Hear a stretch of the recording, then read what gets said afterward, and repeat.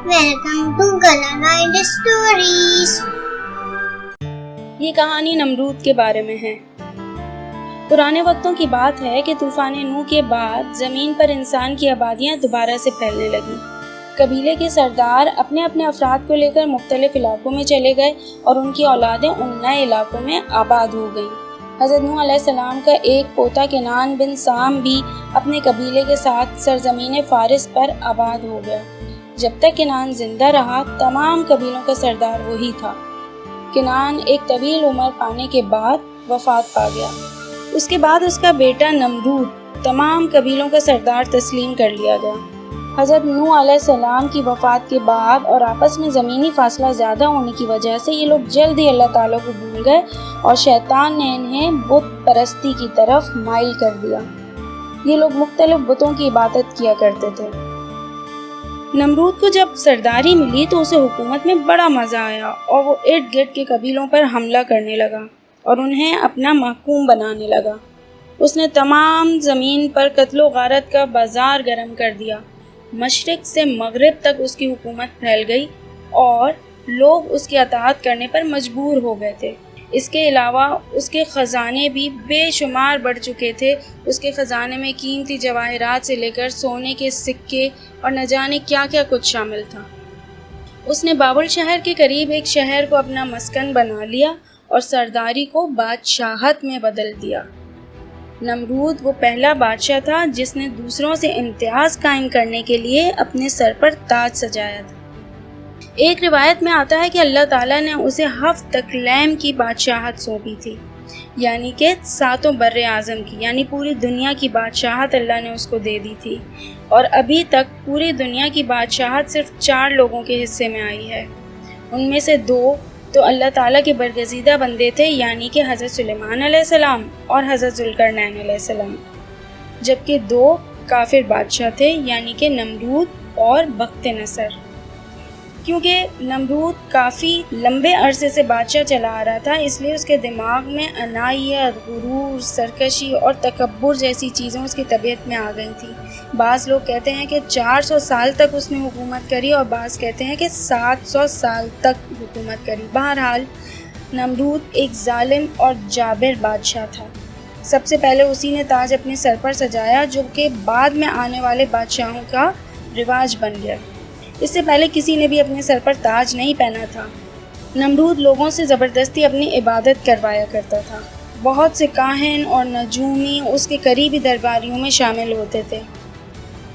نمرود نے ایک رات بڑا عجیب و غریب خواب دیکھا کہ ایک ستارہ نکلا اور اس کی روشنی میں چاند، سورج وغیرہ سارے ستارے بے نور ہو کر رہ گئے۔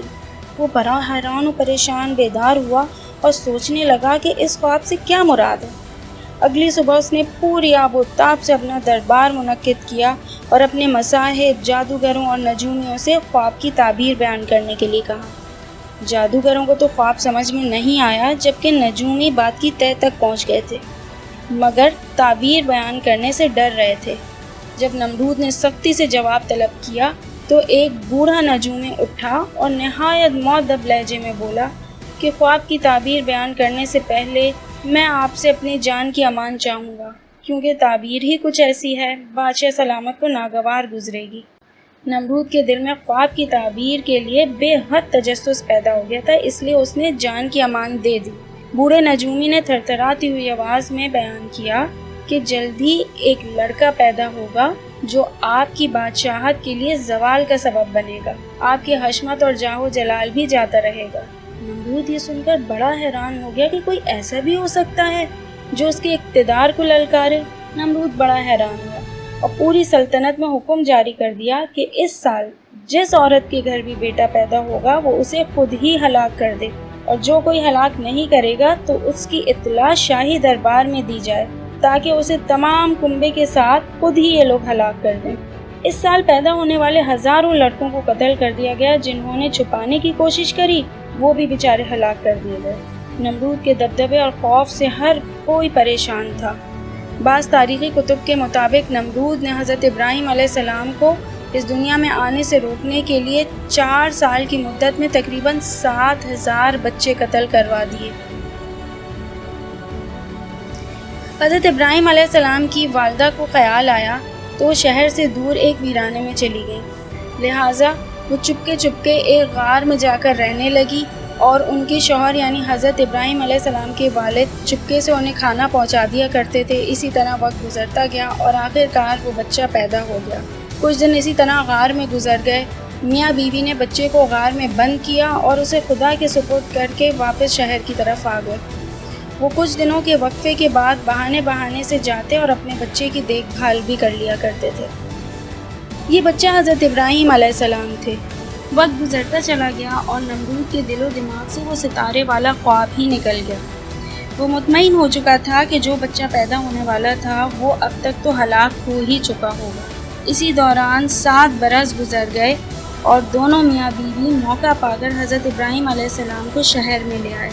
پھر کچھ عرصے بعد جب حضرت ابراہیم علیہ السلام جوان ہو گئے تو انہوں نے ایک بڑے بت خانے میں لوگوں کو اپنے ہی ہاتھوں سے بنائے ہوئے بتوں کی عبادت کرتے دیکھا تو بہت حیران ہوئے کہ ایسے بت جنہیں یہ لوگ اپنے ہاتھوں سے بناتے ہیں وہ بھلا لوگوں کے معبود کیسے ہو سکتے ہیں، اور ان میں اتنی بھی سکت نہیں ہے کہ وہ خود بخود بن جائیں تو لوگ ان کی عبادت کیوں کرتے ہیں۔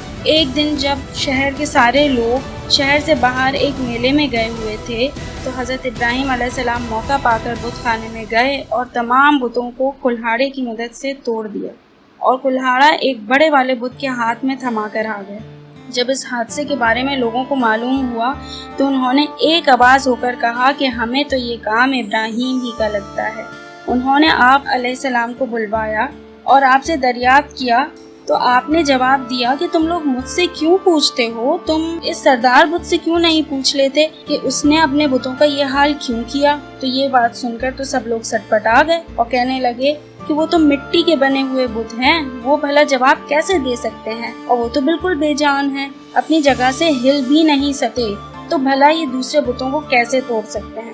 حضرت ابراہیم علیہ السلام نے پوچھا کہ جب یہ بت کچھ بھی نہیں کر سکتے تو تم ان کی عبادت کیوں کرتے ہو؟ ان کی باتیں سن کر لوگ بہت پریشان ہو گئے اور بالآخر انہوں نے مل کر یہ طے کیا کہ ہم نمرود بادشاہ کے پاس جائیں گے اور اس سے ان کی شکایت کریں گے۔ نمرود نے جب یہ حال سنا تو اسے بہت حیرت ہوئی، اور حضرت ابراہیم علیہ السلام کو نمرود نے اپنے دربار میں پیش ہونے کے لیے کہا، اور اس نے سوچا کہ کوئی ایسا بھی نوجوان ہو سکتا ہے کہ جو اپنے ہی معبودوں کے بارے میں اس طرح کی بات کرے۔